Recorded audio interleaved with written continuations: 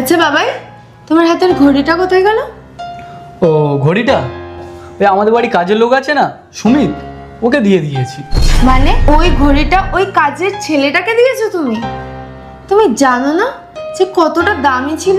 আরে সামান্য তো একটা ঘড়ি, তার জন্য তুমি রিয়াক্ট কেন দেখাচ্ছ? সামান্য ঘড়ি ছিল না বাবাই, ওটা ওটা আমি তোমাকে অ্যানিভার্সারিতে গিফট করেছিলাম। ওটার সাথে অনেক ইমোশন জড়িয়ে ছিল। দেখো রিমি, তুমি এবার কিন্তু অনেক বেশি রিয়াক্ট করছো। আরে মার্কেটে গেলে ওরকম ঘড়ি হাজারটা পেয়ে যাবো।